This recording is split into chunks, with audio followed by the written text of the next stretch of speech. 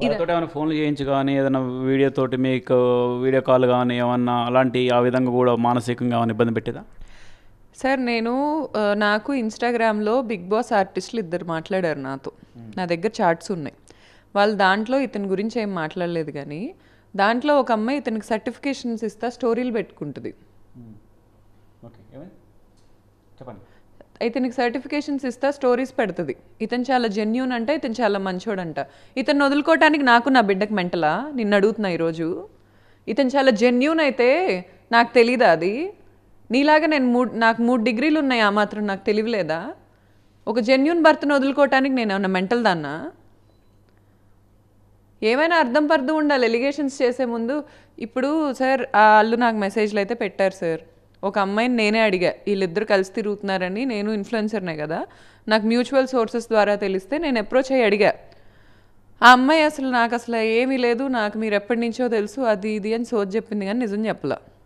వాళ్ళిద్దరు కలిసి తిరుగుతున్నారు, నా దగ్గర వీడియోస్ ఉన్నాయి. ఆ సెకండ్ అమ్మాయి ఎందుకు నా బిజినెస్లో ఇన్వాల్వ్ అవ్వటానికి చూసింది. ఇతను అమ్మాయిని కావాలని ఇన్వాల్వ్ చేశాడు. నేను ఒక ప్రమోషనల్ ఈవెంట్ చేస్తుంటే దానిలోకి ఇన్వాల్వ్ చేసి ఆ అమ్మాయితో నన్ను బెదిరిపించడానికి చూశాడు. అమ్మాయి నాతో గొడవపడింది అవుట్ ఆఫ్ నోవేర్.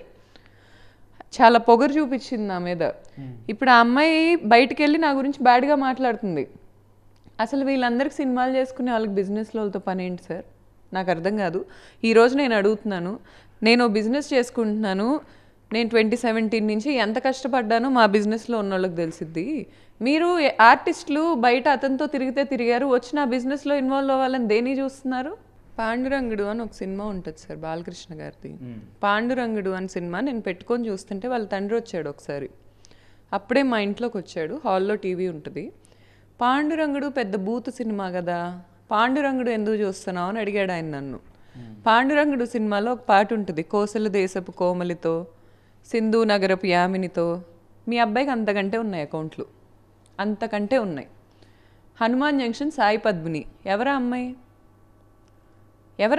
ఏం పని అమ్మాయికి నా హస్బెండ్తో? 2 రోజులంట చాలా బాగా చూసుకున్నాడంట. నా దగ్గర చాట్లు ఉన్నాయి వాళ్ళవి. 2 రోజులు చాలా బాగా చూసుకున్న వ్యక్తి నన్ను చూసుకోవటానికి ఏంటి బాధ? అంటే మమా అనిపించుకొని, మా అమ్మాయి అనిపించుకొని అందరి ముందు పెళ్లి చేసి తీసుకురాగానే నా టాలెంట్ దొబ్బేయచ్చు, నా స్కిల్ దొబ్బేయచ్చు, నా మార్కెట్ దొబ్బేయచ్చు. ఇప్పుడు నా బ్రాండ్ దొబ్బేయటానికి వాళ్ళు ఎవరికో లంచాలు ఇస్తున్నాడు ఇతను.